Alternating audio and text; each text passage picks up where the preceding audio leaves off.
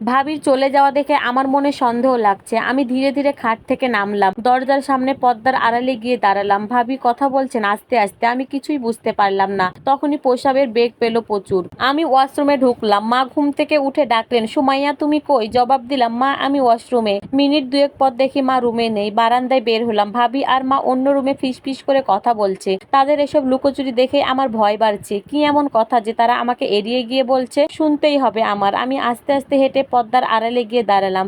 স্পষ্ট শুনতে পেলাম ভাবি বলছে, সুমাইয়ার এই অবস্থায় যদি শুনে নিশান তাকে ঠকিয়ে অন্য মেয়েকে নিয়ে পালিয়ে গেছে, তার অবস্থা কি হবে মা, বুঝতে পারছেন? এই কথা শোনার পর আমার পুরো শরীরটা এক ঝাঁকুনিতে কেঁপে উঠলো। আমি টের পেলাম আমার বাড়িটা যেন চারপাশে ঘুরছে, সবকিছু অন্ধকার লাগছে। নিজেকে আর স্থির রাখতে পারিনি। ও মাগো বলে মাথা ঘুরে পড়ে গেলাম ওই জায়গাতেই। মাথা ঝিনঝিন করছে, চোখ বন্ধ থাকা অবস্থায় ব্যথা অনুভব করলাম পুরো শরীরে। চোখ খুলতে কষ্ট হচ্ছে, তবুও আস্তে আস্তে চোখ খুললাম। নিজেকে অজানা এক জায়গায় দেখে চমকালাম। চারিদিকে চোখ ঘুরিয়ে বুঝলাম আমি হাসপাতালে। চট করে মনে পড়লো রাতের ঘটনা। কলিজা কাঁপতে শুরু করলো। ধরপড় করে উঠার চেষ্টা করতে ব্যথা পেলাম। স্যালাইন লাগানো আমার হাতে। পেটে হাত দিতে আমার আত্মা শুকিয়ে গেল। পেটে আমার মানিক নেই, পেট খালি। জোরে কান্না করে দিলাম। ঠিক তখনই নার্স আসলো রুমে। জিজ্ঞেস করলাম আমার মা কই, আমার বেবি কই? নার্স বলল আপনি কেবিনে আছেন, আপনার বাড়ির সবাই আছে এখানে। তখন আমি বললাম আমার বাচ্চা, আমার পেট খালি কেন? আমি হাত টান দিয়ে স্যালাইনের সুইচ খুলে উঠলাম। নার্স শক্ত করে আমাকে ধরে রাখার চেষ্টা করলো, কিন্তু পারলো না। নার্স তখন চেঁচিয়ে উঠলো, রোগীর লোক কই, পড়ে যাবেন তো উনি। আমি চিৎকার করলাম। মা ভাবি দৌড়ে এসে আমাকে ধরলেন। তুমি উঠছো কেন?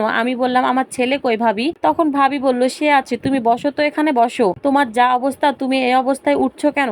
দেখছো তো কত রক্ত বের হচ্ছে। মা আমার দিকে তাকাচ্ছেন না, মুখ ঘুরিয়ে আছেন। মাকে বললাম আমার দিকে তাকাও মা, মুখ ঘুরিয়ে আছো কেন? মা আচমকা আমার হাত ধরে কাঁদতে লাগলেন। আমি স্তব্ধ, আমি কিছু টের পাচ্ছি, আমার ভাবিও কাঁদছে। তখন আমি বললাম মা কি হয়েছে, সব খুলে বলো, কোনো টেনশন রেখো না। ভাবি আমার মাথায় হাত বুলাতে বুলাতে বললেন, দেখো আমাদের হাতে কিছু নেই, সব আল্লাহর হাতে। কাল রাতে তুমি এমন জোরে ফ্লোরে পড়েছিলে, ভিতরে থাকা বাচ্চার চাপ সহ্য হয়নি। ডেলিভারি ডেট নিকটে হওয়ার আগে ভাগে প্রসবের প্রক্রিয়া শুরু হয়ে যায়। হাসপাতালে নেওয়ার আগে বাচ্চার মাথা নিচের দিকে নেমে আসে। তোমার এমন ভাবে পড়ে যাওয়ায় বাচ্চার মাথায় প্রচন্ড চাপ পড়ে, অনেক রক্ত যায়। তুমি তখন অজ্ঞান ছিলা। তারপরে বাচ্চাকে তাড়াতাড়ি হাসপাতালে নিয়ে যাওয়া হয়, বাচ্চাকে এনআইসিতে রাখা হয়। বাচ্চাকে অনেক চিকিৎসা করেছেন, কিন্তু বাচ্চার মাথায় আঘাত লাগাতে তারা হার মেনেছেন। ঘন্টাখানেক আগে তার নিঃশ্বাস বন্ধ হয়ে যায়। আমি পাথর হয়ে বসে থাকলাম। আমি বুঝতে পারছি না আমার সাথে কি হচ্ছে আর না হচ্ছে। টাল খেতে লাগলো মাথা। সবাই আমাকে ঘিরে ধরলো, আবার সবাই পানি খাওয়ালো। মা ডাক্তারকে ডাকলেন। ডাক্তার এসে আমাকে উত্তেজিত না হতে বললেন। আমি স্থির থাকতে পারছি না। মাকে বললাম আমার কিছু হবে না, আমার পোড়া কপাল। পোড়া কপাল যাদের তাদের কিছু হয় না।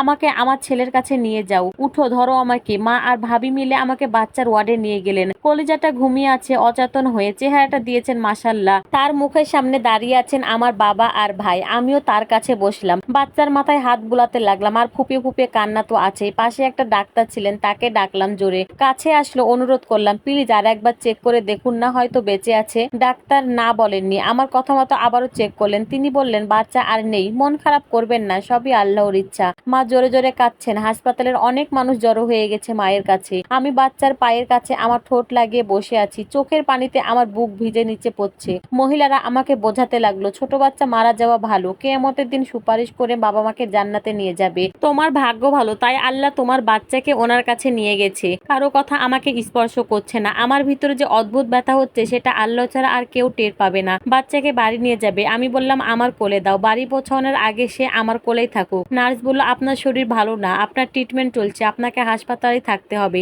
আমি কারো কথা শুনিনি। মাকে বললাম দরকার হলে পরে আসবো, তবুও এখন আর থাকবো না হাসপাতালে। বাবা ভাই সবাইকে নিয়ে অ্যাম্বুলেন্স করে বাড়ি ফিরলাম। সারা রাস্তায় বাচ্চাকে আমার কোলে রাখলাম। বাচ্চার সাথে আমার বুক জড়িয়ে চুমু খেলাম। গাড়ি থেকে নামতেই মা বললেন আমার কাছে দে একটু সুমাইয়া, আমি একটু কোলে নি। আমার সাথে যে কাল রাতে এত কিছু হয়েছে তা আমার শ্বশুর বাড়ির কেউ জানে না। রাগে আমার বাড়ির কেউ জানায়নি। অবশেষে হয়তো ভাবি জানিয়েছে বাচ্চার খবর। শাশুড়ি, ননদ, শ্বশুর সহ আরো কয়েকজন আসছিল ওখান থেকে। আমার শ্বশুর বলেছিলেন আমাদের বংশের ছেলে, ওখানে কবর দিব। এই কথাটা আমার কানে আসতেই আমার শরীরে আগুন ধরে গেল। গলা উঁচু করে বললাম ও আমার ছেলে, আমার পেট থেকে হয়েছে।